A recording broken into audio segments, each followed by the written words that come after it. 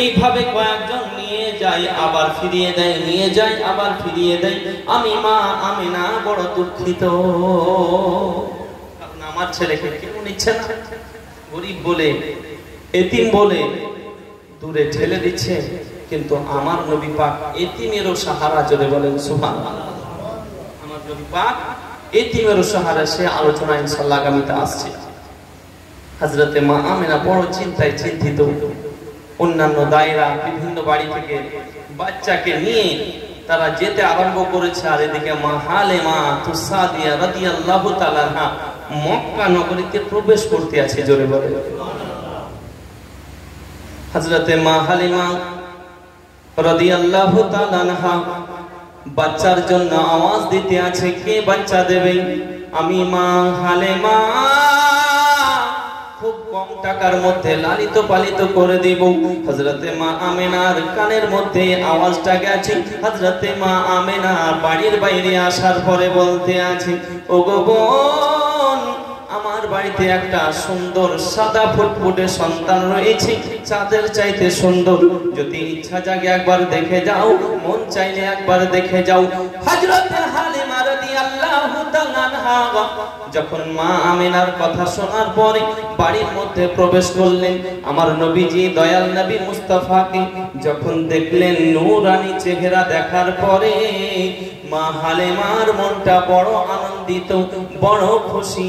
সাথে সাথে কোলে বাচ্চা নিলেন। নবী পাককে কোলের মধ্যে নেওয়ার পরে স্বামী জানকে বলতে আছেন, হালিমা বলতে আছেন, ওগো স্বামী, এত সুন্দর সন্তান, এত সুন্দর চেহারা, এই সন্তানকে দেখার পরে আমার মনটা যেন কেমন উতাল পাতাল করে।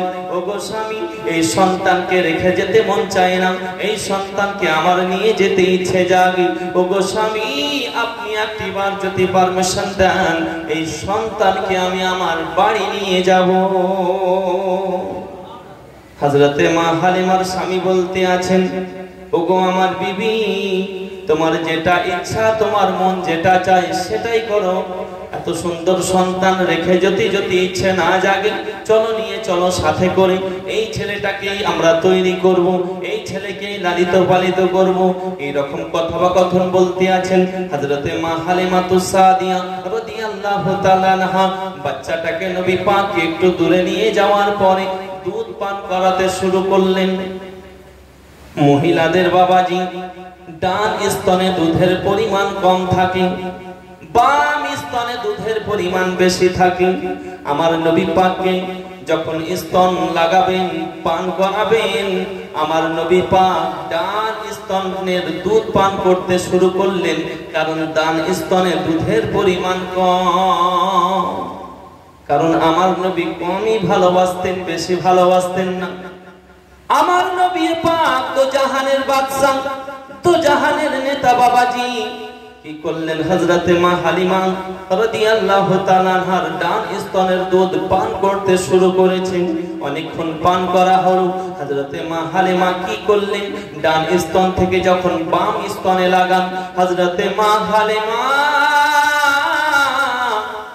যখন বাম স্তনের দিকে লাগাচ্ছেন, আমার নবী পাক মুখটাকে ফিরিয়ে নিচ্ছেন, বাম স্তনে মুখ লাগাচ্ছেন না। আবার যখন হযরতে মা হালিমা ডান স্তনে লাগান, আবার নবী পাক ডান স্তনের দুধ পান করতে শুরু করেন।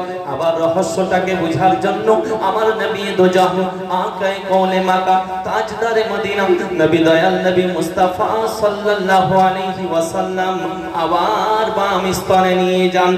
আমার নবী পাক বুঝাতে চাইলেন, ও গো দুধ মা হালিমা, আমি ভাইয়ের হক ফাঁকে দিতে আসি নাই। আল্লাহ পাক, আল্লাহ তাআলা আমাকে পৃথিবীর সরজমিনে পাঠিয়েছে সকলের হিসাব পক্ষ না পক্ষ বুঝিয়ে দিতে। আল্লাহ পাক আমাকে পৃথিবীর সরজমিনে পাঠিয়েছেন। তার জন্য কোরআনে বলে, ওমা আরসালনাকা ইল্লা রাহমাতাল লিল আলামিন। জোরে বল। আমার নবী পাক মা হালিমাকে বুঝাতে চাইলেন, ওগো দুধ মা হালিমা, আমার ভাইও তো আছে, দুধ ভাই আছে, অতএব আমি ভাইয়ের হক ফাঁকে দেব না। আল্লাহ পাক আমাকে হিসাব বুঝানোর জন্য এসেছে, আর আমি অপরের হক কেন মেরে খাবো? জোরে বলেন কেমন নবী ছিলেন গো?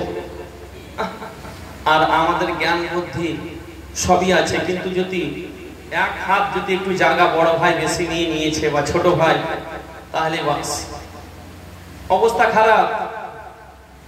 ছোট ভাই ছেলে হোক বা বড় ভাই, বুঝতে পারলেন? চাচা জায়গা নিয়েছে, কাকা জায়গা নিয়েছে মার কাকাকে, এমন মারপিট শুরু হয়ে গেল, বুঝতে পারলেন? যে কাকার মাথা ফাটিয়ে দিলেন। হয়েছে না হয় না? এক হাত জায়গার লেগে এটা হয়েছে। কিন্তু গজলে বলে যে পরের জায়গা পরের জমি ঘর বানায়া আমি রই, আমি তো সেই ঘরের মালিক নই। পরের জায়গা পরের জমি ঘর বানায়া আমি রই, আমি তো সেই ঘরের মালিক নই। আমরা তো পরের জায়গায় বাস করছি। আপনি দেখুন, খেয়াল করুন, আপনার পিতার জায়গা ছিল, তার আগে তার পিতা, তার পিতা, তার পিতার আপনি আছেন, আপনার ছেলে হবে। কয়দিন দুনিয়া, আবার চলে যেতে হবে। এসেছি শুধু বাজার ঘাট করলাম, আবার যেতে হবে। কিন্তু কিসের এত অহংকার, কিসের এত ডাপত, কিসের এত পাওয়ার দেখাচ্ছেন বাবা? আজকে আমার চুল দাড়ি কালো লাগছে, কালো বুসবুসা লাগে না? বুঝতে পারলেন? কয়েক বছর পর বুঝতে পারলেন একদম পাটের মতো সাদা হয়ে যাবে। পাটের একদিকে চাষ হয় কিনা, হয় না? পাটের মতো, বুঝতে পারলেন? নদিয়া সাইডে হয় পাটের চাষ, নদিয়া গেলে শুধু পাটের দেখে চাষ। আবার আবার তো আজকে কালো চুল দাড়ি, কয়েক বছর পর সাদা হয়ে যাবে। এই যে চামড়াগুলো, বুঝতে পারলেন? এখন সুন্দর আছে, প্লেন, কিন্তু এটা আস্তে আস্তে আস্তে জড় হতে শুরু হবে। আবার আমার তারপরে এই যে এত ফিনিশিং করে এত সুন্দর শরীর, আমরা সাবান তেল লাগাই, চেহারাটাকে সবসময় সুন্দরভাবে রাখার চেষ্টা করি, দাড়ি চুল সবসময় সেভিং করি, কিন্তু তারপরে বুঝতে পারলেন যখনই কবরে যেতে হবে, আপনার আমার এই দাড়ি না চুল, এই শরীর সব কিন্তু সে মাটির নিচে, 3.5 হাত কবর। একবার আপনি চিন্তা করুন যে চোখ বন্ধ করলেই অন্ধকার। আজকে যদি আপনার ইন্তেকাল হয়, কালকে 2 দিন। তার জন্য একটু চিন্তা করুন বাবা। টাকা টাকা টাকা টাকা তো বহু কামাচ্ছেন, যাই হোক, টাকা আসবে যাবে, কিন্তু যিনারা নামাজ পড়েন না, ওয়াজ শুনলে হবে না বাবা, নামাজ পড়ুন। যিনারা খারাপ কর্মের মধ্যে লটারি টিকিট কাটে, বা অনেকে এখন মুসল্লিদের মধ্যে অনেকে কাটে, মুসল্লি 5 ওয়াক্তে নামাজ পড়ছে, বলছে ওয়া হুজুর যদি একবার চান্স লেগে যায়, যদি একবার লেগে যায় তাহলে তো বাস বেড়া পার। আমি বললাম যেটা ইসলামে জায়েজ নেই সেটাকে আপনি জায়েজ বানাবেন? বানানোর ক্ষমতা আছে? কারণ যেটা তখন নাজায়েজ ছিল সেটা আজও আছে, কিয়ামতের সকাল পর্যন্ত থাকবে। চলে বলেন সুবহানাল্লাহ। এটা কেউ হালাল করতে পারবে না, যেটা হারাম। আর যেটা হারাম রয়েছে সেটা হালাল করতে পারবে না, আর হালাল রয়েছে সেটা হারাম করার কারোর ক্ষমতা নেই। চলে বলেন। অতএব আমি বলবো একটাই কথা, যে এই যে বিভিন্ন শরাব, এই শরাবটা তো টোটালি হারাম। শরাব পান করা যে কতটা খারাপ, কতটা যে নিকৃষ্ট কাজ, আব্বার আমার, আপনি যদি একবার করতেন যে শরাব পান করলে কি পরিমাণ গুনাহ, কি পরিমাণ আযাব হবে। শরাব দেখলে আপনি খুঁজে ফেলতেন, তওবাতিল্লাহ করে অন্য রাস্তায় যেতেন। কিন্তু আমরা জানার পরেও, ইমাম আলিম ওলামাদের মুখ থেকে শোনার পরেও কিন্তু আমরা ওই শরাবের মানে আড্ডাতে বেশি সময় দিই। আব্বার আমার, তার জন্য বলবো এখনো সময় রয়েছে, এখনো টাইম রয়েছে, নিজেকে পরিবর্তন হন এবং নিজেকে যে না আমি ভালোভাবে চলবো, নামাজ পড়বো, এই খারাপ কাজকে ত্যাগ করবো, আল্লাহ রাহে সঠিকভাবে চলবো, এই নিয়ত যদি থাকে তো অবশ্যই কামিয়াব হবে। মুহাব্বতে দরুদ পাঠ করুন, বক্তব্য আগিয়ে নিয়ে যাচ্ছে। আল্লাহুম্মা সাল্লি আলা সাইয়্যিদিনা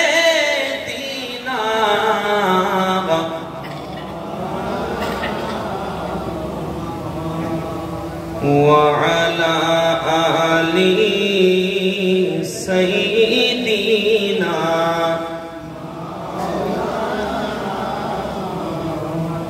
সাল্লাল্লাহু তাআলা আলাইহি ওয়াসাল্লাম। আমার নবী দো জাহান শিশু নবী বুঝাতে চাইলেন, ও গো দুতমা হালিমা, আমি ভাইয়ের হক ফাঁকি দিতে আসি নাই, কারণ ভাইয়ের হক পক্ষ না পক্ষ বুঝিয়ে দিতে আল্লাহ পাক আল্লাহ তাআলা আমাকে সকলের জন্য রহমাতাল লিল আলামিন করে পাঠিয়েছে। শুধু তাই নয় আমার নবী পাককে যখন সমস্ত কিছু কথাবার্তা হওয়ার পরে, মা আমিনার সঙ্গে কথা ফাইনাল হওয়ার পরে, নবী পাককে যখন উটের পিঠের মধ্যে চাপান, হযরতে মা হালিমা উটের পিঠের মধ্যে চাপেন এবং তিনার স্বামী যান যখন উটের পিঠের মধ্যে চাপেন, যে উটটা দোগলা ছিল, যে উটটা পাতলা মক্কা নগরীতে এসেছিল, যে উট চলতে পারতো না, যে উট ঠিক মতো হাঁটতে পারতো না, লাটিয়ে লাটিয়ে হাঁটা চলা করতো, সেই উট দয়াল নবী মুস্তাফা সেই উটের পিঠে চাপার কারণে উটের ক্ষমতা বৃদ্ধি পেয়েছে, উটের ক্ষমতা বেড়ে গেছে। কিতাব বলতে আছে হযরতে মা হালিমা রাদিয়াল্লাহু তাআলা আনহা, জিনার সাথীগুলো হযরতে মা হালিমার সাথীরা আগে আগে মক্কা নগরী থেকে বের হয়ে গেছিল।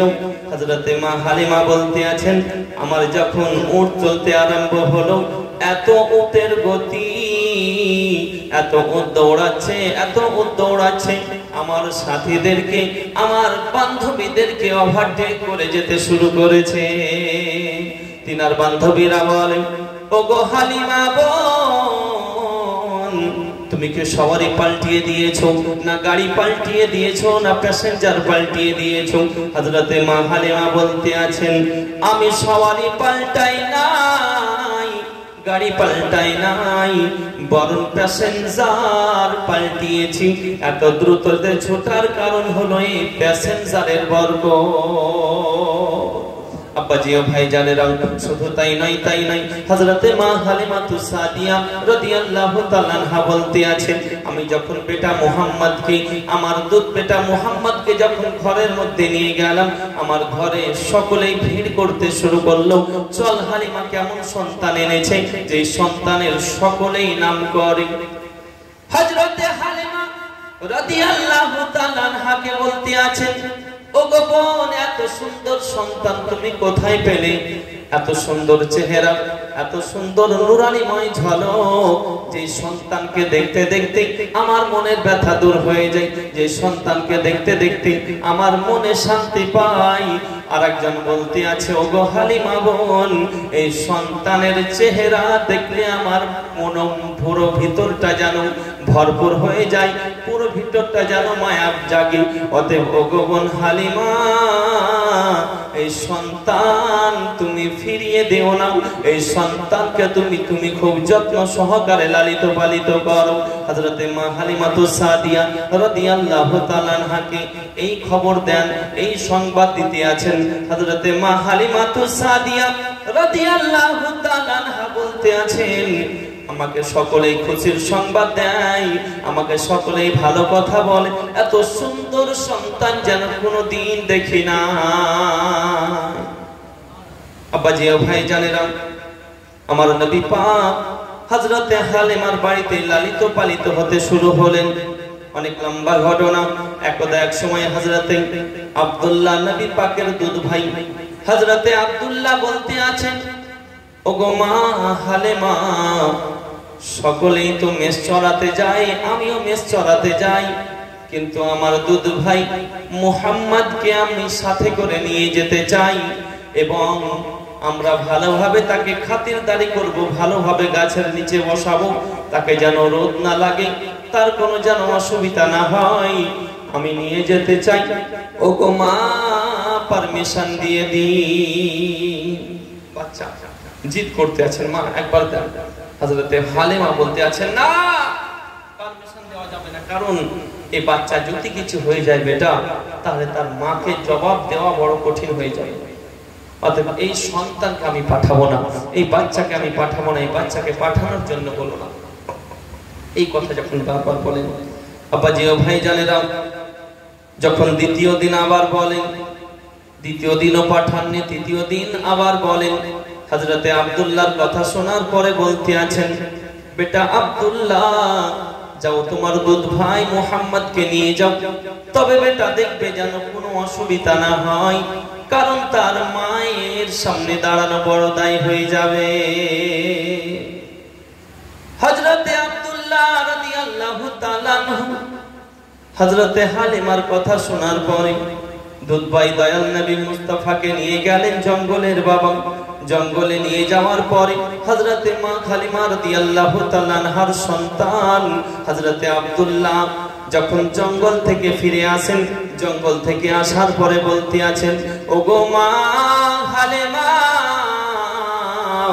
আমার দুধ ভাই মুহাম্মদকে যখন গাছের নিচে বসিয়ে দিই, গাছটা অন্যদিকে ছাওয়া করেছিল, আমার দুধ ভাইকে যখন বসিয়ে দিলাম একদিকে, তো গাছের ছাওয়াটা ঘুরে আমার দুধ ভাই মুহাম্মাদের উপরে ছাওয়া করতে শুরু করে।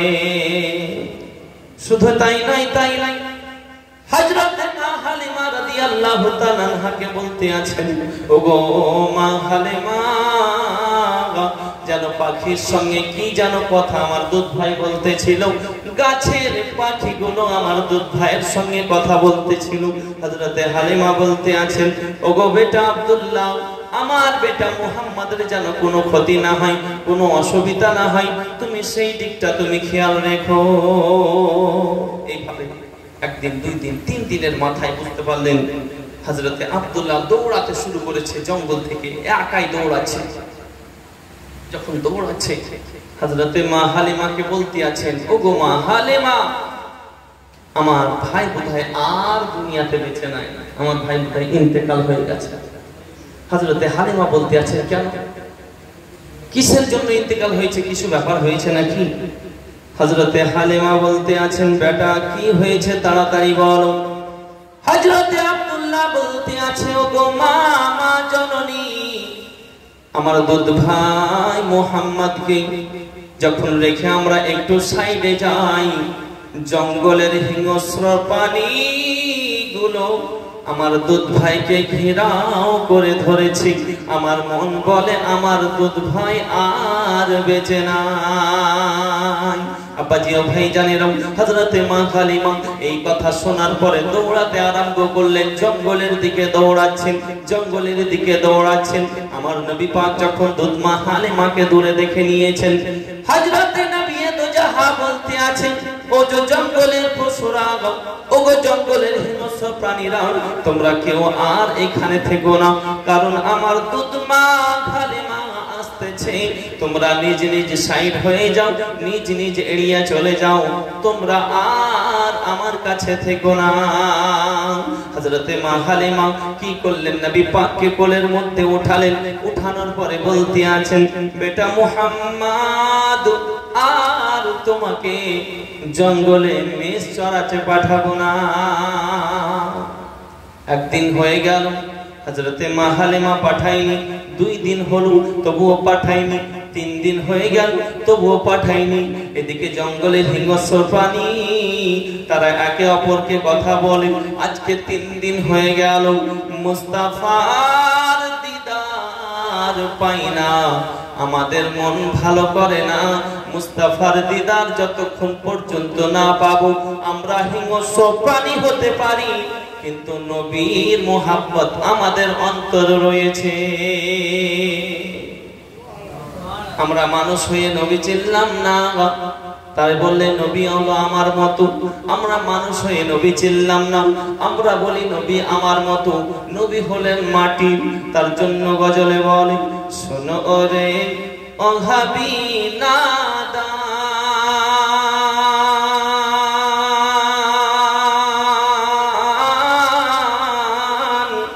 মোর নবীজিকে বলিস তোরা ভাইয়ের সমান। শোনো রে অভাবী নাদান, মোর নবীজিকে বলিস তোরা ভাইয়ের সমান। পড়ুন নাউযুবিল্লাহ। নবীজির ওই জুতার সমান, নবীজির ওই জুতার সমান হতে পারবি না, উম্মতকে তরাইতে নবী দিলেন রব্বানা সৈয়দি আলম নবীজি আখেরি জামানা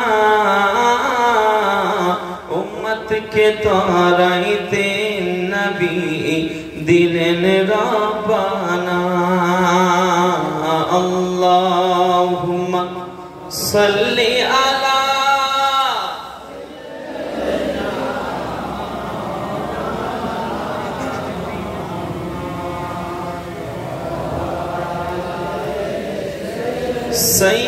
সাইয়্যিদিনা মাওলানা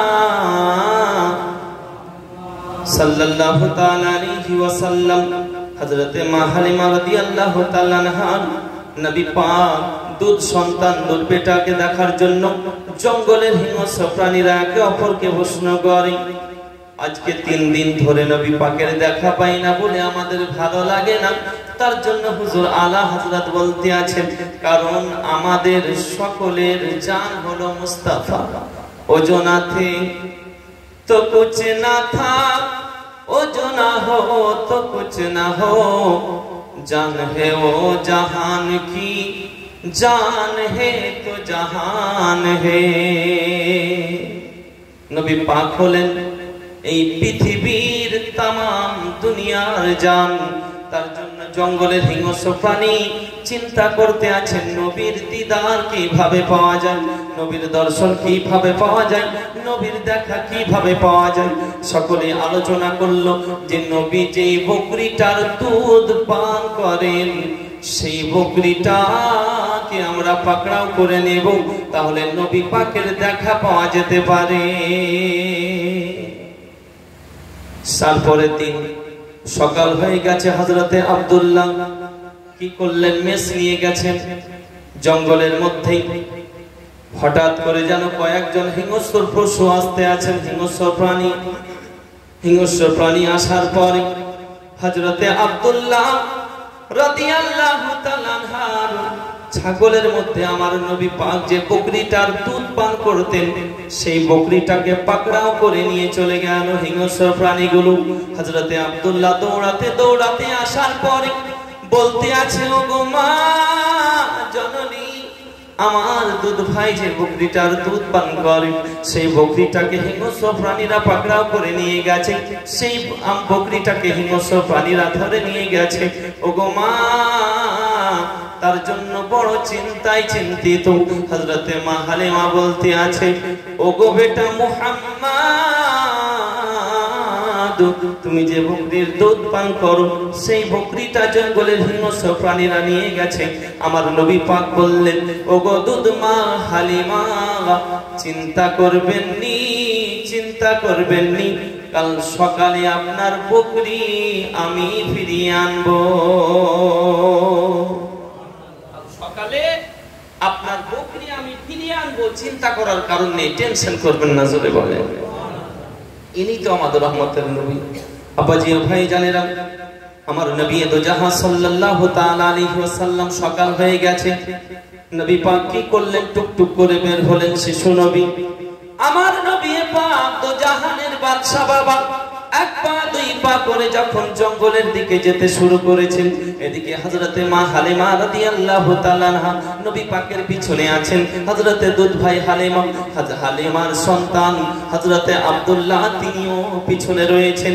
আমার নবী পাক আগে আগে যাচ্ছেন এবং জঙ্গলের মধ্যে যাওয়ার পরে উঁচু একটা পাহাড়ে ওঠার পরে কিতাব বলতে আছেন, নবী পাক আওয়াজ দিতে আছেন, ওগো জঙ্গলের হিংস্র প্রাণীরা, তোমরা আমার দুধ মা হালিমাকে কেন কাঁদিয়েছো? তোমরা কেন বকরি পাকড়াও করে নিয়ে গেছো? তোমরা কেন হালিমার বকরি ধরে নিয়ে গেছো? এই যখন আওয়াজ করতে আছেন, হিংস্র প্রাণীগুলো নবী পাকের আওয়াজ শোনার সাথে সাথে সকলে লাইন ধরে আসতে আছে আর নবী পাকের কদমে চুমো দিতে আছে। আবাজি ও ভাই জানারা, শুধু তাই নয়, যখন হিংস্র প্রাণীগুলো আসেন আমার নবী পাকে হিংস্র প্রাণীরা তাদের ভাষায় বোঝাতে চাইছেন, ইয়া রাসূলুল্লাহ, ইয়া হাবিবাল্লাহ, হুজুর, ওগো দয়াল নবীজি, আপনাকে এক নজর দেখার জন্য আপনার বকরিটাকে পাকড়াও করেছিলাম। ওগো দরদি, একদিন নয়, 2 দিন নয়, 3 দিন ধরে আপনার দেখা পাইনি। 3 দিন ধরে আপনার দেখা না পাওয়ার কারণে আমরা বেচैन হয়ে গেছিলাম, আমরা বড় পেরেশানিতে পড়েছিলাম। ওগো নবীজি, আপনাকে দেখা না করলে আমরা অবলা হতে পারি, ভালো লাগে না, তার জন্য আমরা বকরি ধরেছি। ওগো নবীজি, আমাদের মাফ করে দিন। ওগো দয়াল নবীজি, আমাদেরকে ক্ষমা করে দেবেন। আপনার দিদারের বাহানা ছিল, তার জন্য এই বকরিটাকে আমরা পাকড়াও করেছিলাম। বকরিটাকে দাগ দেয়া হলো।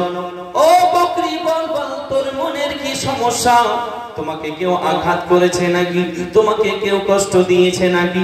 ওই বকরিটা বলতে আছে, ইয়া রাসূলুল্লাহ, ইয়া হাবিবাল্লাহ, হুজুর, ওগো দরদি নবীজি, আমাকে কেউ আঘাত করেনি, বাঘ আঘাত করেনি, ভাল্লুকে আঘাত করেনি, শেয়ালে আঘাত করেনি, হাতিতে আঘাত করেনি, কোন জীব জানোয়ারে আঘাত করেনি। কারণ হলো একটাই, শিয়াল বলতে আছে আমি যদি ঘুমাই তাহলে বাঘে আঘাত করতে পারে, বাঘ চিন্তা করছে আমি যদি ঘুমাই তাহলে হাতিতে আঘাত করতে পারে, হাতি চিন্তা করতে আছে আমি যদি ঘুমাই তাহলে অন্যান্য প্রাণীতে সেই মানে আঘাত করতে পারে। ওই বকরিটা বলতে আছে, দরদি, তারা সারা রাত আমাকে ঘেরাও করে ধরেছিল আর একে অপরকে বলতেছিল এই বকরিটার কত নসিব ভালো, এই বকরিটার কত ভাগ্য ভালো, দেখ যে বকরিটার দুধ আমার জগৎগুরু হাবিবুল্লাহ পান করেন, খবরদার এই বকরিটার যেন কিছু না হয়। জঙ্গলের হিংস্র নবী ছিল বাবাজি, কিন্তু আমরা নবী সেই দিওয়ানা, সেই নবীর উম্মত হই, সেই নবীর মস্তানা হই, আমরা নবী চিনলাম না। সেই নবীর উম্মত হওয়ার জন্য হযরত মুসা কালিমুল্লাহ দোয়া করেছেন, সেই নবীর উম্মত হওয়ার জন্য হযরত ঈসা রূহুল্লাহ দোয়া করেছেন। আল্লাহ পাককে বলতে আছেন, ওগো আল্লাহ পাক, আল্লাহ তাআলা আমাদেরকে যদি নবী না বানি শেষ জামানা, আখিরি জামানা দয়াল নবী মুস্তাফার উম্মত করে দুনিয়াতে পাঠাতে তো সব থেকে বড় ভালো হতো, সব থেকে ভালো হতো। কারণ আমরা নবী না হয়ে নবী পাক তো জাহানের বাদশা নবী মুহাম্মদুর রাসূলুল্লাহ যদি আখিরি জামানার উম্মত হতে পারতাম তো নিজেকে বড় আনন্দিত মনে করতাম। তার জন্য বলবো যে সেই নবী আমরা দিবানা। তাই গজলে বলে, ও গো মোদের দয়াল নবী, ও গো মোদের জিন্দা নবী, আপনি মোদের সাহারা, তোমায় ছাড়া রইতে পারি না, তোমায় ছাড়া থাকতে পারি না। সকলে বলুন, ইয়া রাসূলুল্লাহ, ইয়া হাবিবাল্লাহ। আওয়াজ কোথায় গো? নাসরিন আজকে অন্যরকম আছে বলে আওয়াজ বলে দিচ্ছে না, মোহাব্বতে বলে না। এই যে আমি টেনে বুঝতে পারলেন বক্তব্য দিলাম, এই সুর কারণ পাকের জীবনে চলছে, আমি কিন্তু সব রকমই দিয়ে বুঝতে পারলাম। মশলা মশাই বিভিন্ন রকমের আলোচনা হয়, শুনেছেন আমার বক্তব্য। আজকে একটু পুরো টেনেই বক্তব্য দিচ্ছি, কারণ ভালো করে আমি শুনে দিচ্ছি যে না, নবী পাকের আলোচনা চলতে আছে আলহামদুলিল্লাহ, আমি কিন্তু অন্যদিকে যাইনি। যাই হোক, নবী পাকের শান শোনাটা হচ্ছে একটা ইবাদত জোরে বলে। যাই হোক, মোহাব্বতে বলেন, ইয়া রাসূলুল্লাহ, ইয়া হাবিবাল্লাহ, ইয়া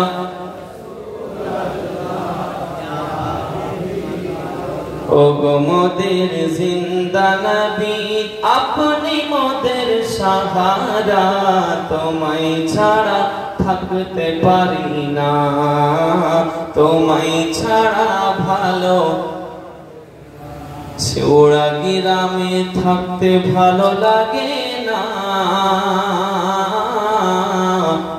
যেতে চাই তোমার আস্তানা, ইয়া রাসূলুল্লাহ, ইয়া হাবিবাল্লাহ, ইয়া রাসূলুল্লাহ, ইয়া হাবিবাল্লাহ।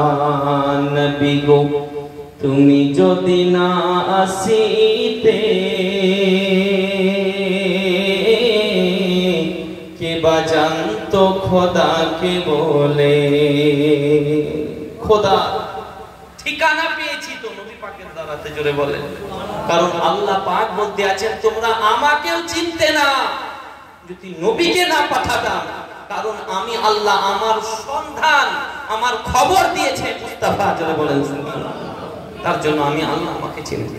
তার জন্য ওইটাকে উদ্দেশ্য করে গজলে বলে, নবী গো তুমি যদি না আসিতে কে বা জানতো, কাকে বলে? খোদাকে বলে। নবী গো তুমি যদি না আসিতে কে বা জানতো আল্লাহকে বলে। তুমি এসে ওগো নবী, তুমি এসে ওগো নবী দিলেন খোদার ঠিকানা, তোমায় ছাড়া রইতে পারি না। ওগো মোদের জিন্দা নবী, ওগো মোদের দয়াল নবী, তুমি মোদের সাহারা, তোমায় ছাড়া রইতে তোমায় ছাড়া থাকতে পারি না। ইয়া রাসূলুল্লাহ ইয়া হাবিবাল্লাহ ইয়া রাসূলুল্লাহ ইয়া হাবিবাল্লাহ। আমার নবীকে আমাদের মতো বলা হযরতে আদম পয়গম্বরেরও ক্ষমতা হয়নি, হযরতে মুসা কালিমুল্লাহরও ক্ষমতা হয়নি, হযরতে ঈসা রূহুল্লাহরও ক্ষমতা হয়নি, হযরতে ইয়াহইয়া আলাইহিস সালামেরও ক্ষমতা হয়নি, হযরতে দাউদ আলাইহিস সালামেরও ক্ষমতা হয়নি।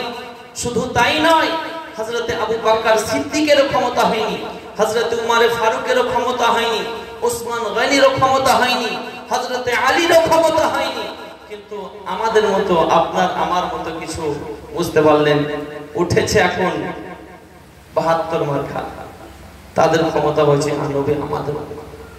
কিন্তু সুবহানাল্লাহ, আমি তো বলি যে তোমার জন্ম আর নবী পাকের জন্ম, তোমার জন্ম তুমি নাপাক অবস্থাতে, নবী পাকের জন্ম সুবহানাল্লাহ পবিত্র অবস্থাতে যাবে। তোমার জন্ম তুমি পৃথিবীতে আসলে তোমার নারী কাটতে হয়েছিল, নবী পাক নারী কাটা অবস্থাতে এসেছিলেন।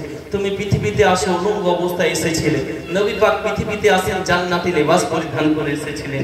তুমি পৃথিবীতে আসো, আসার পরে কয়েক বছর পরে তোমার খাতনা দেওয়া হয়েছিল, নবী পাকের খাতনার প্রয়োজন হয়নি, খাতনা দেওয়া অবস্থাতেই পৃথিবীতে এসেছেন। আব্বাজি ও ভাই জানেরা, সেই নবীর পাওয়ার সম্পর্কে যদি আলোচনা করি, সুবহানাল্লাহ, আমার নবী আমি বলেছি একটা হিংস্র প্রাণীর জন্য রহমত। কারণ হিংস্র প্রাণী নবী চিনেছে, আমরা চিনতে পারিনি। তার জন্য আমি বলবো একটাই কথা, সেই নবীকে ভালোবাসুন, সেই নবীকে মুহাব্বত করুন। বক্তব্য বহু লম্বা শুনে লাভ নেই, বক্তব্য কম শুনতে হবে, আমল করতে হবে বেশি। কি বললাম? বক্তব্য শুনতে হবে কম আর আমল করতে হবে বেশি। আর যদি শোনা হয়ে যায় বহু আর আমলের গড়ায় এক তিল পরিমাণ, তাও তো বোধহয় তিল পরিমাণও করি না। বুঝছে, মাওলানা সাহেবরা তো বলবে ওই কথা, ওদের কথা ওরা না বললে ওদের হবে না, আমরা নিয়ে আসবো, ওরা ওদের ভাষণ দেবে আর আমরা আমাদের কর্ম করবো, এরকম মানুষ আছে বাবা। কিন্তু বাবা, মাওলানা সাহেব নিজের ঘরে তৈরি করা কথা বলে না, মাওলানা আলিম ওলামারা যে কথাটা বলে হাদিস এবং কোরআনের কথা বলে, জোরে বলেন সুবহানাল্লাহ। অতএব মানা না মানা আপনাদের ব্যাপার, আপনি মানতেও পারেন নাও পারেন, কিন্তু একটা আলিম সকলের সামনে, শ্রোতাদের সামনে সঠিক মেসেজ দেওয়ার চেষ্টা করে। তাই আমি কথা বলবো একটাই কথা, যে আমি এই যে আলোচনা করছি বা বিভিন্ন জায়গায় আলোচনা করব আগামীতে, আমি মানুষকে বলি বাবা, অতিরিক্ত শিক্ষা করে লাভ নেই। কারণ তোমার চাইতে বড় পণ্ডিত ছিল কে? ইবলিস। তোমার চাইতে পণ্ডিত ছিল ইবলিস। কারণ মালাইকা ফারিস্তাদের সর্দার ছিল, শিক্ষক ছিল, কিন্তু তারপরেও তার ঠিকানা কি হয়েছিল? তার তো স্থান জান্নাত থেকে বের করে দেওয়া হয়েছিল। এবং তাকে লানাতের তাক পরিয়ে দিয়ে জান্নাত থেকে যখন বের করে দেওয়া হলো, কারণ তার ভিতরে অহংকার তাকাব্বুর চলে এসেছিল। হযরতে আদম পয়গম্বরকে যখন সিজদা করতে বললেন, সুবহানাল্লাহ, হযরতে জিবরিল ফেরেশতা সিজদা করতে যাচ্ছেন, হযরতে আদমের পেশানিতে নূরে মুহাম্মদী দেখলেন, আর না থেমে সিজদার মধ্যে পড়ে গেলেন, খোদার হুকুম পালন করলেন। হযরতে বুঝতে পারলেন ইসরাইল আলাইহিস সালাম যখন সিজদা হয়ে গেল, হযরতে মিকাইল আলাইহিস সালাম আসার পরে মিকাইল আলাইহিস সালাম দাঁড়ালেন, নূরে মুহাম্মদী দেখতে পেলেন, সিজদার মধ্যে চলে গেলেন, আল্লাহর হুকুমকে পালন করলেন। এইভাবে মুনকার বুঝতে পারলেন নাকির যত ফেরেশতা মণ্ডলী এক এক করে হযরতে আদমকে সিজদা করেন। কিন্তু যখন ইবলিসের পালা আসে, ইবলিস বলতে আছে আমি তো তৈরি আগুনের, আমি তৈরি কিসের? আগুনের। আর তৈরি করেছেন তাকে মাটির দ্বারা আমাদের সামনে।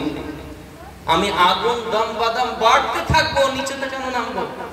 অতএব আমি তৈরি হয়েছে আগুন থেকে, আমি সিজদা করতে পারবো না, ইনকার করে দিল।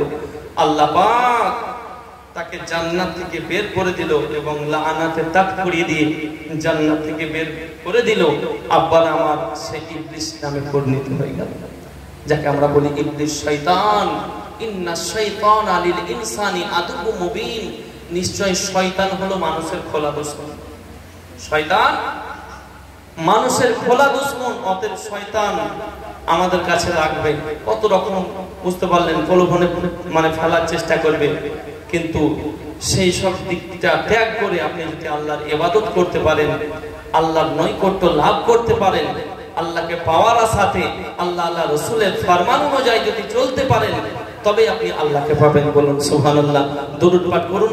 বক্তব্য এবার আস্তে আস্তে শেষের দিকে আমি গুছিয়ে নিয়ে আসছি। আল্লাহুম্মা সাল্লি আলা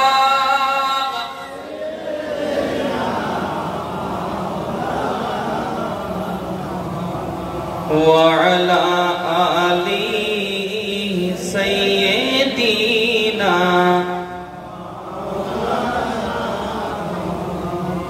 দেখুন নবী পাকের আগমনে একটা খুব সুন্দর নাত আপনারা শুনেছেন, উর্দু নাত। আপনারা বলবেন আল্লাহু আল্লাহ। কি বলবেন? আল্লাহু আল্লাহ। তারপর নবী পাকের শান শুনে আলোচনা হবে ইনশাআল্লাহ। জশ্নে আমদে রাসূল, আওয়াজ কই থাকো, একটু জোরে বলবেন তবে তো ভালো লাগবে। জশ্নে আমদে রাসূল আল্লাহু আল্লাহ, জশ্নে আমদে রাসূল আল্লাহু আল্লাহ, বিবি আমনা কে ফুল আল্লাহু আল্লাহ, আল্লাহু আল্লাহ বলো আল্লাহু আল্লাহ, আল্লাহু আল্লাহ বলো লা আমদে রাসূল আল্লাহু আল্লাহ, বিবি আমনা কে ফুল। जबकि सरकार तशरीफ लाने लगे, हुरो गिल्मा भी खुशियां मनाने लगे। আমাদের নবী যখন দুনিয়ার মধ্যে তশরিফ আনেন, তার জন্য হুজুর আল্লাহ হযরত বলছেন कि सबसे आउला व आला हमारा नबी, सबसे आउला व आला हमारा नबी और सबसे बाला वाला हमारा नबी। सारे ऊंचों में ऊंचा समझिए जिसे है उन ऊंचों से ऊंचा हमारा नबी। सारे अच्छों में अच्छा समझिए जिसे है उन अच्छों में अच्छा हमारा नबी। खल्क से औलिया, औलिया से रसूल और रसूलों से आला हमारा नबी। जो बोलें सुबहानाल्लाह। তাই তো নবী পাকের শান যতই আলোচনা করব ততই নিজেকে কমতি মনে হবে, কারণ সুন্নি আলিম ওলামাদের মুখ থেকে আপনি পাবেন শুধু নবী নবী নবী নবী নবী নবী। সুন্নিরা শুধু নবীকে কিভাবে মোহাব্বত করতে হবে, নবীর চুল মোবারক সম্পর্কে আলোচনা, নবীর নখ মোবারক সম্পর্কে আলোচনা, নবীর নাক মোবারক সম্পর্কে আলোচনা। কারণ নবী পাকের মাথার চুল থেকে নিয়ে পায়ের নখ পর্যন্ত সব মোবারক, পেশাব মোবারক, পায়খানা মোবারক। বলুন সুবহানাল্লাহ। আবার আমার সেই নবীর আমরা গোলাম, সেই নবীর আমরা উম্মত। আব্বার আমার, যে নবী পাক তিনার এমনই আদর্শ ছিল, এমন ব্যবহার ছিল, আমার নবী পাক দো জাহানের বাদশা, দো জাহানের নেতা, একদা এক সময় সাহাবায়ে কেরামগণদেরকে নিয়ে মসজিদে নববীতে বসে রয়েছেন বাইরে। এমতো অবস্থায় মসজিদের মধ্যে এক পাগল আসার পরে পেশাব করতে শুরু করেছে।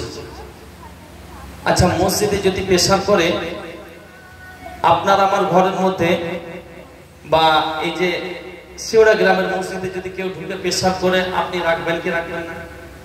রাগ হবে কি হবে না? মাথা খারাপ হবে কি হবে না? অবশ্যই হবে, মাথা করতে ইচ্ছা যায়। তো যখন নবী পাক আছেন বসে, সাহাবাদেরকে আলোচনা করতে আছেন নিয়ে, হঠাৎ করে এক পাগল এসে পেশাব করতে শুরু করেছে মসজিদের মধ্যে। হযরতে উমর ফারুক রাদিয়াল্লাহু তাআলা আনহু তিনি বড় রাগান্বিত হয়ে গেছেন। তিনি এতটা রেগে গেছেন যে তিনার মাথার ঘাম পায়ে পড়তে শুরু হয়েছে টপ টপ করে। আমার হযরতে উমর ফারুক বলতে আছেন, ইয়া রাসূলুল্লাহ, ইয়া হাবিবাল্লাহ, নবী গো, আজকে যদি আপনি না থাকতেন তাহলে এর ধড় থেকে মন্ডটাকে আমি উমর ফারুক আলাদা করে দিতাম।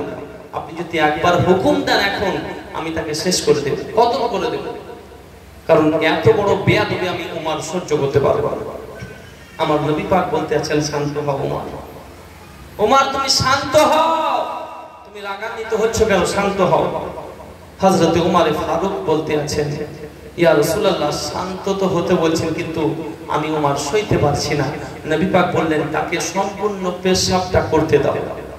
পেশাব যখন আরম্ভ করেছে, সে পেশাবটা করুক, তার যখন পেশাব হয়ে যাবে, আমি নবী আমার কাছে তাকে নিয়ে আসবে। চলে বলে আরেকটু জোরে আবাজি। যখন তার পেশাব কমপ্লিট হলো, পেশাব করা সম্পূর্ণ হলো, আমার নবী পাক সেই পাগলটাকে ডাকলো যে এইদিকে একটু আসো, আমার কাছে আসো।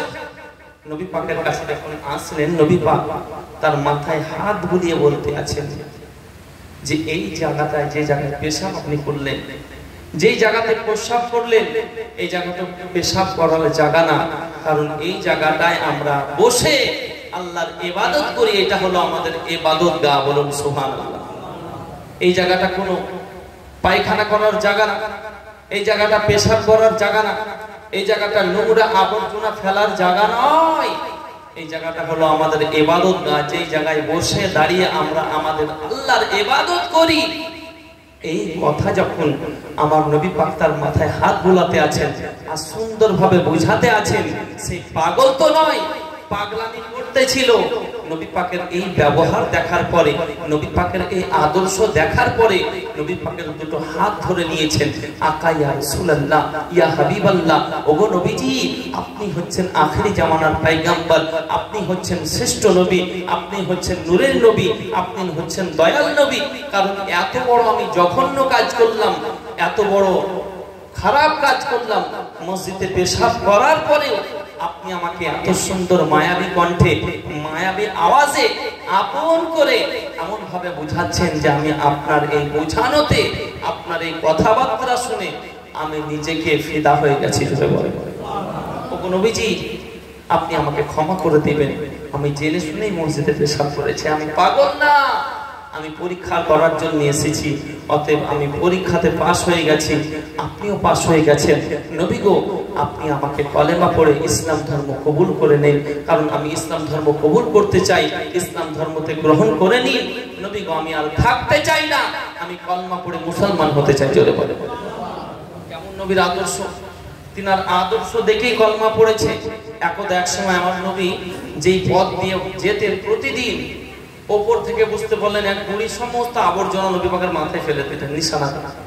প্রতিদিন নবী পাক যে রাস্তায় যখনই যাওয়ার সময় যেতেন, উপরে নিশানা করে ফেলে দিত। বুঝতে পারলেন? একদিন, দুই দিন, তিন দিন এইভাবে লাগাতার করতে আছে। একদিন হঠাৎ করে দেখছে আমার উপরে কেন আবর্জনা ফেলছে না। নবী পাক গেলেন, কিন্তু পড়েনি আবর্জনা। তাকিয়ে দেখছে, তাই তো হযরতে আবু বকর সিদ্দিক, হযরতে উমর ফারুক আছেন। বলছেন, উমর, একবার দেখে এসেন তো বুড়ি মাকে কি অবস্থা। আমার উপরে তো সে প্রতিদিন আবর্জনা ফেলে, প্রতিদিন নোংরা ফেলে, পেঁয়াজের খোসা, এর খোসা, সেই খোসা, কিন্তু আজকে আবর্জনা কেন ফেললো না? একবার দেখে এসে যাও। জোরে বলেন সুবহানাল্লাহ।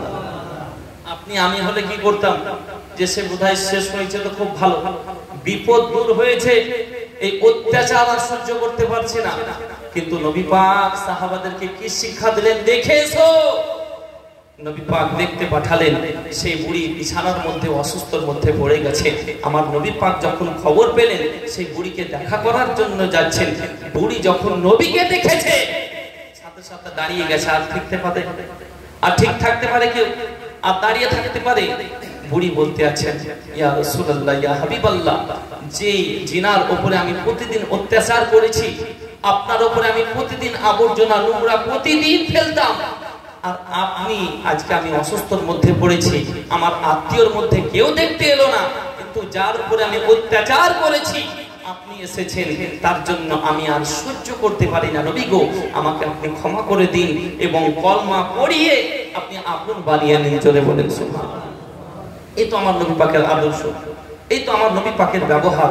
শেষ মেসেজ, আপনারা আমার এই মেসেজটা দিয়ে ইনশাআল্লাহ বক্তব্য শেষ করব। প্রায় 10:30 পার হয়ে গেছে। ইনশাআল্লাহ 11টার আগে আমরা কেমন দরুদের দিকে চলবো। মহব্বতে আর একটা দরুদ পাঠ করুন। আল্লাহুম্মা সাল্লি আলা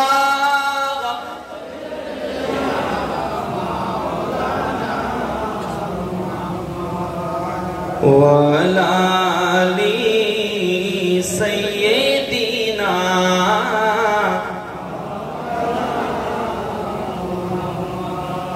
সাল্লাল্লাহু আলাইহি ওয়াসাল্লাম। জন্ম আমার নবীর যুগে হলে কেমন হতো,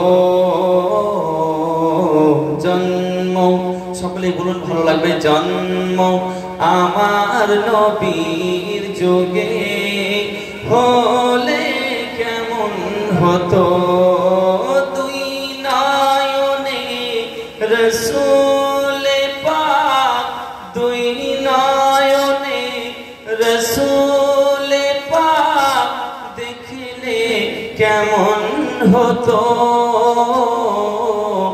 জন্ম আমার নবীর যুগে হলে কেমন হতো, জন্ম আমার নবীর যুগে হলে আসতো ভেসে হযরতে বেলালের মধুর আযান, যে আজানে ছিল এমন প্রেম মুগ্ধ রহমান, দয়াল নবীর পিছে নামাজ পড়লে কেমন হতো, দয়াল নবীর পিছে নামাজ পড়লে কেমন হতো, দুই নয়নে রাসূল পাক দেখলে কেমন হতো, জন্ম আমার নবীর যুগে হলে কেমন হতো, জন্ম মাশাআল্লাহ জলে কেমন হতো, জোরে বলেন সুবহানাল্লাহ। এই তো নবী পাকের দিওয়ানা, সুবহানাল্লাহ। এই তো গুনগুন করে এই গান গাইতে থাকবো, কারণ নবী পাক বলেছে নিজ মুখে যে যদি আমাকে ভালোবাসো, আল্লাহ পাক কোরআনেও বলেছে যে কুল ইন কুনতুম তুহিব্বুনাল্লাহ ফাত্তাবিউনি ইউহিব্বুকুমুল্লাহ, আমাকে যদি ভালোবাসো, আমাকে যদি মুহাব্বত করতে চাও তো নবীকে ভালোবাসো, নবীকে মুহাব্বত করো, আমি খোদা তাআলা আমাকে ভালোবাসা হবে। জোরে বলেন সুবহানাল্লাহ। আবার বলেছেন মাইয়ুতি'ir রাসূলা ফাকাদ আতা আল্লাহ, সত্যই তোমরা যদি আমার পয়রবি করতে চাও, আমার ইতাআত করতে চাও, তো আমার সর্বপ্রথম আমার হাবিবের ইতাআত করো, আমার হাবিবের পয়রবি করো, আমি আল্লাহ পাক আল্লাহ তাআলা আমার ইতাআত করা, আমার পয়রবি করা হয়ে যাবে। জোরে বলেন। তাহলে ক্লিয়ার বুঝতে পারলেন যে ডাইরেক্ট ভাবছেন যে আল্লাহকে ভালোবাসবো না, ওই অপশন। আল্লাহ পাক বলছেন প্রথমে নবী, তারপর আমি আমি আল্লাহ। তার জন্য তো নবী পাকের মাহফিল সাজিয়েছেন আপনারা, সুবহানাল্লাহ। আমি খুব আনন্দিত। যাই হোক, সেই নবী পাকের একটা মাত্র হেকায়াত, মাত্র 10 মিনিটে, তারপরে ইনশাআল্লাহ শেষ। সেই হেকায়াতটা কত সুন্দর দেখুন। এক ইহুদি নবী পাকের এই দিকটা দেখার পরে আর থাকতে না পেরে কলেমা পড়ে মুসলমান হয়েছিল। চলে শুধু এক দিক, এক ইহুদি আর থাকতে না পেরে এই দিক, শুধু একটা দিক নবী পাকের দেখার পরে আর থাকতে পারেনি, নবী পাকের হাতে হাত রেখে কলেমা পড়ে মুসলমান হয়েছে। চলে বলেন সুবহানাল্লাহ। আব্বাজি ও ভাইজানেরা, মক্কার সরজমিনে আমার নবী পাক যখন ইসলাম প্রচার করতে আছেন, সর্বপ্রথমের দিকে ইসলাম প্রচার করতে অত্যন্ত কষ্ট হয়েছিল। প্রথম দিকে ইসলামের মেসেজ ছড়াতে অত্যন্ত কষ্ট সহ্য করতে হয়েছিল। আব্বার আমার, সেই সময় ঘটনা, আমার নবী পাক দো জাহানের বাদশা যখন ইসলাম প্রচার করতে আছেন, এমত অবস্থায় এক ইহুদির একটা বাচ্চা হারিয়ে গেছে। এক ইহুদি একটা বাচ্চা হারিয়ে গেছে। সেই বাচ্চাটা একদিন নয়, 2 দিন নয়, 3 দিন ধরে খুঁজে পাওয়া যাচ্ছে না। আচ্ছা, একটা বাচ্চা যখন 3 দিন ধরে খুঁজে না পাওয়া যাবে, মা বাপের মনটা কেমন হবে গো? থাকতে পারবে? সহ্য করবে? মা বাপের মনটা কাটবে, তাই তো রে বেটা, আমার ছেলে কোথায় চলে গেল। সেই ছেলের জন্য এখন মা কান্না করে। আজকে ছেলে সেই মা বাপকে দেখতে পারে না।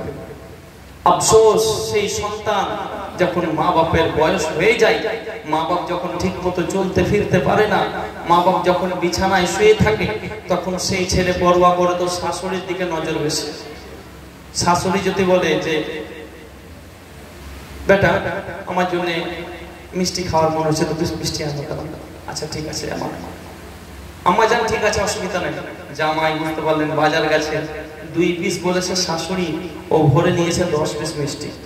তারপরে সিঙ্গারা, এইটা সেটা ভরে শাশুড়ি মা বলেছে একই বাদ দেওয়া যায়, নিয়ে গেছে।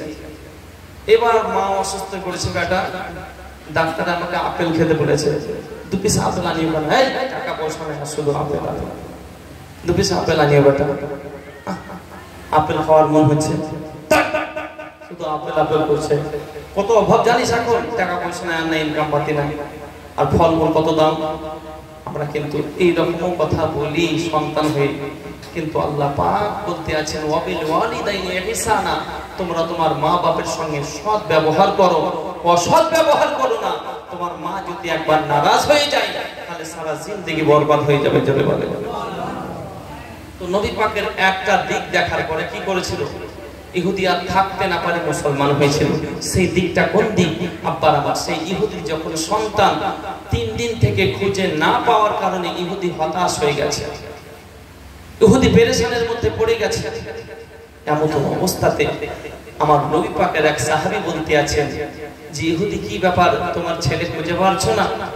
বলতে আছে ইহুদি, অনেক জায়গা গেলাম, অনেক কবিরাজের কাছে গেলাম, অনেক হাকিমের কাছে গেলাম, কিন্তু কোথাও আমার ছেলের সন্ধান পেলাম না, কেউ সন্ধান দিতে পারলো না। সেই নবী পাকের সাহাবী বলতে আছেন, ওগো ইহুদি, যদি তোমার ছেলের ঠিকানা বলতে পারে, তোমার ছেলের সন্ধান যদি দিতেই পারে, তো একজনই পারে, তিনি হলেন দয়াল নবী মুস্তাফা, জগৎগুরু হাবিবুল্লাহ, দো জাহানের বাদশা, দো জাহানের নেতা নবী মুহাম্মদ রাসূলুল্লাহ সাল্লাল্লাহু তাআলা আলাইহি ওয়াসাল্লামের দরবারে চলে যান এবং নবী পাকের কাছে এই আবেদন আপনি তুলে ধরেন, অবশ্যই আপনার সন্তান কোথায় আছে আমার নবী বলে দেবে। জোরে বলে। ইহুদি বলতে আছে, তিনার কাছে গেলে তো বলবে কলমা পড়ো, আমার হাতে হাত রাখো, এইটা পড়ো। আমি এইগুলো কিন্তু করতে পারবো না। আমি যাবো ঠিকই, কিন্তু আমি প্রথমেই বলে দেবো আমি কলমা পড়তে পারবো না। সাহাবী বলতে আছে, তুমি গিয়ে তো দেখো, তোমাকে কলেমা পড়তে হবে না। জোরে বল। সেই ইহুদি টুকটুক করে গুটি গুটি পায়ে চলে গেছে নবী পাকের দরবারে।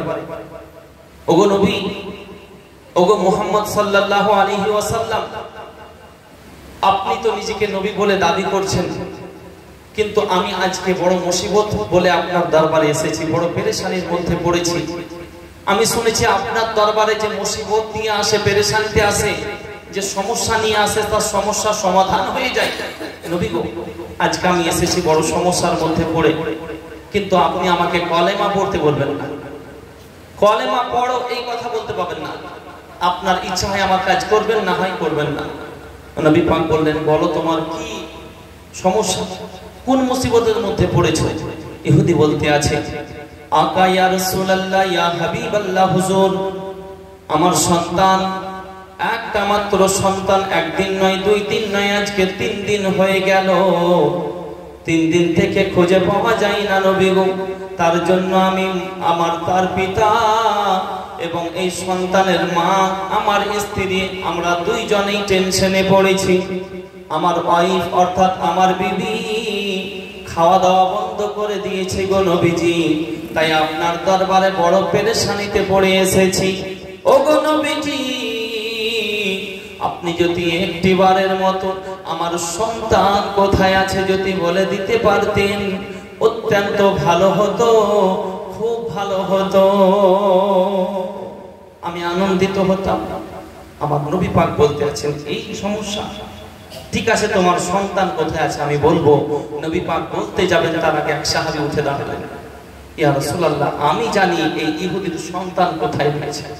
আমার নবী পাক বললেন, তাহলে তুমি বলো, অসুবিধা নেই, তুমি যেহেতু জানো বলো। ইহুদি বলতে আছেন যে, ও সাহাবী তুমি বলো। সাহাবী বলতে আছেন, ইয়া রাসূলুল্লাহ, ওই যে ইহুদির সন্তান আজকে 3 দিন ধরে লাপাতা, কিন্তু ওই সন্তানটি অমুক একটা জঙ্গলের মধ্যে কিছু এতিম ছেলেদের সঙ্গে খেলাধুলা করছে, জোরে বলে। কিন্তু এতিম ছেলের সঙ্গে খেলাধুলায় মগ্ন আছে। আমার নবী পাকের সাহাবীর মুখে এই কথা যখনই শুনেছে, ইহুদি দৌড়াতে শুরু করেছে, সন্তানের খোঁজ পাওয়া গেছে। আমার নবী পাক বলতে আছেন, এই ইহুদি শোনো, এদিকে তুমি যাবে পরে আমার দুটো কথা শুনে যাও। ইহুদি বলতে আছেন, ইয়া রাসূলুল্লাহ, আজকে আমার ছেলের সন্ধান পেয়েছি, আর আপনি বলছেন যাবে পরে? আমার সন্তানের খোঁজ পেয়েছে আজকে। নবী পাক বললেন যে, তুমি আমার দুটি কথা শুনে দাও। সর্বপ্রথম যে কথাটা, তোমার ছেলেকে বেটা বলে ডাক দিতে পারবে না, তোমার ছেলেকে লাল বলে আওয়াজ দিতে পারবে না, জোরে বলেন সুবহানাল্লাহ। ইহুদি বলতে আছে, আমার সন্তান, আমার ছেলে, আমি আমার ছেলেকে যদি লাল বলি, বেটা বলি, কলিজা বলি, অসুবিধা কোথায়? নবী পাক বললেন, এই কথা তোমাকে শুনতে হবে, তুমি লালও বলতে পাবে না, তুমি বেটাও বলতে পাবে না, জোরে বলে। আর একটা কথা হলো, তোমার ছেলেকে যাওয়ার পরে তুমি জড়িয়ে ধরতে পারবে না, চোখে মুখে কপালে চুমুন দিতে পারবে না। ইহুদি বলতে আছে, নবী গো, আমার সন্তানকে আমি জড়িয়ে ধরবো, আমার সন্তানকে আমি চুমুন করব, আমার সন্তানকে আমি লাল বলবো, এটা আমার নিজের সন্তান, এটাতে আপনি বাধা কেন দিচ্ছেন? নবী পাক বললেন, কে শোনো, বাধা দেওয়ার কারণ হলো একটাই, কারণ তুমি ওই সন্তানের পিতা, কিন্তু ওই জঙ্গলের মধ্যে অনেক সন্তান রয়েছে যাদের পিতা মাতা নেই, অনেকের পিতা নেই, অনেকের মাতা নেই। তুমি তোমার সন্তানকে যখন লাল বলে আওয়াজ দিবে, তুমি তোমার সন্তানকে যখন বেটা বলে আওয়াজ দিবে, তুমি তোমার সন্তানকে যখন কলিজা বলে আওয়াজ দিবে, অন্যান্য যারা সন্তান আছে ওই জঙ্গলের মধ্যে, আরো যারা এতিম ছেলে আছে, তাদের মনে ব্যথা হবে, তারা ব্যথা পাবে, তারা কষ্ট পাবে, আর তারা মনে মনে বলবে যে আমাদের যদি পিতা থাকতো আমাদেরকেও বেটা বলে জড়িয়ে ধরতো, জোরে বলে। আমি নবী পাক এতিমের ব্যথা সইতে পারি না, কারণ এতিমকে ব্যথা দিলে আল্লাহ তাআলার, খোদা তাআলা আরশে মুআল্লা কাঁপতে শুরু করে, জোরে বলে। অতএব আমি মুস্তাফা, আমি চাই এটাই যে তুমি লাল বলবে না, তুমি বেটা বলবে না, তুমি চুমুন খাবে না, কারণ ওই ছেলেরা যেন দুঃখ না পায় তোমার কর্মসূচি দেখে। তুমি যাবে, তোমার ছেলের এইভাবে হাতটাকে ধরে টেনে টেনে টেনে টেনে নিয়ে চলে আসবে, জোরে বলেন সুবহানাল্লাহ। ইহুদি বলতে আছে, ইয়া রাসূলুল্লাহ, ইয়া হাবিবাল্লাহ, আমার ছেলেকে আনতে যাব পরে, আমার ছেলেকে এখন আনতে যাব না। কারণ যেই নবী একটা এতিম ছেলের জন্য চিন্তা করে, যেই নবী একটা এতিমের জন্য ভাবে, যেই নবী একটা এতিম ছেলের জন্য চিন্তা ভাবনা করে, ইনি আখিরি জামানার পয়গম্বর ছাড়া, দয়াল নবী ছাড়া, রহমতের নবী ছাড়া, পাপীদের উদ্ধার কর্তা ছাড়া অন্য কেউ হতে পারে না, জোরে বলেন সুবহানাল্লাহ। ওগো নবীজি, আমার ছেলে তো আমি পেয়ে যাব, কারণ আমি বুঝতে পেরেছি, কিন্তু নবী গো, আগে আপনার হাতে কলমা পড়ব, ইসলাম কবুল করার পরে আমি আমার সন্তানকে আনতে যাবো, জোরে বলেন সুবহানাল্লাহ। তাহলে পরিষ্কার, ইহুদি নবী পাকের হাতে কলমা পড়লেন। একটা দিক শুধু, নবী পাকের এই ব্যবহার দেখে সুবহানাল্লাহ, ইহুদি আর সহ্য করতে না পেরে কলমা পড়েছিল, জোরে বলেন। আর ইনি হচ্ছেন আমাদের দয়াল নবী মুস্তাফা, দো জাহানের বাদশা, দো জাহানের নেতা। তার জন্য শায়ের বলতে আছে, मोहम्मद की मोहब्बत दीन हक की शर्त अव्वल है, अगर किसी में हो कुछ कमी तो सब कुछ नामुकम्मल है।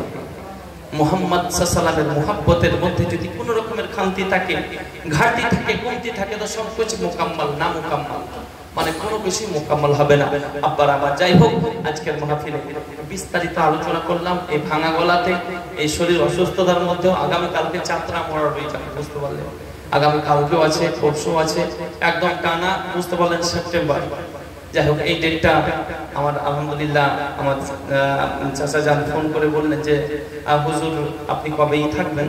তো আমি বললাম এই আজকেই গো, রবিবারের দিনটা বলছে ওই দিনেই চলে আসেন, তাহলে ওই দিনে হবে আলহামদুলিল্লাহ। যাই হোক, এসেছি আপনাদেরকে আলোচনা শোনালাম, আপনারা আমার জন্য দোয়া করবেন, আপনাদের জন্য আমি দোয়া করব।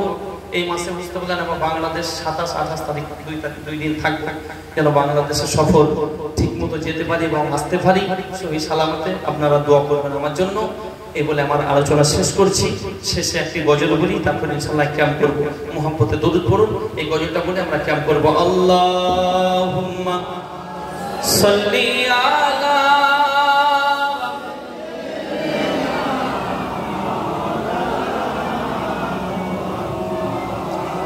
وعلى آل سيدنا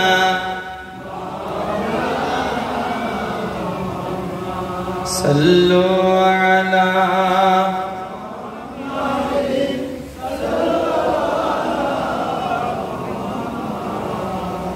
हर दम ज़बान से निकालो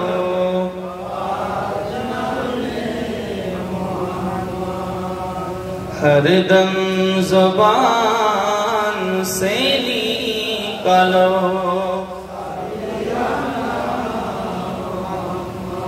सल्लल्लाहु ताला अलैहि वसल्लम की बोलते हैं। देखুন কবি কি বলছেন, মহব্বতে বলেন সুবহানাল্লাহ। দয়াল নবীজি আমরা তোমায় ভুলতে পারি না, প্রিয় নবীজি আমরা তোমায় ভুলতে পারি না, তোমার আম্মা আমেনা গো তোমার দুধ মা হালিমা। মহব্বতে বলা যাবে না কে দয়াল নবীজি আমরা তোমায় ভুলতে পারি না, প্রিয় নবীজি আমরা তোমায় ভুলতে পারি না, তোমার আম্মা আমিনা গো তোমার দুধ মা হালিমা, তোমার আম্মা আমিনা গো তোমার দুধ মা হালিমা। তুমি জন্ম নিলে মা আমিনার ঘরে,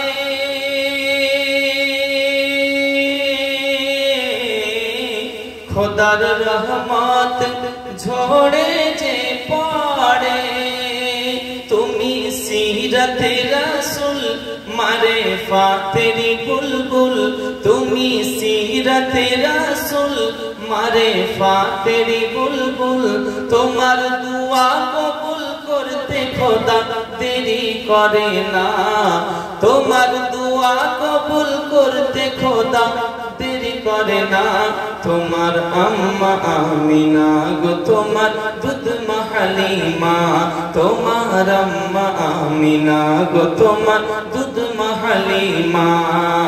দয়াল নবীজি আমরা তোমায় ভুলতে পারি না, তোমার আম্মা আমিনা গো তোমার দুধ মা হালিমা, তোমার আম্মা আমিনা গো তোমার দুধ মা হালিমা।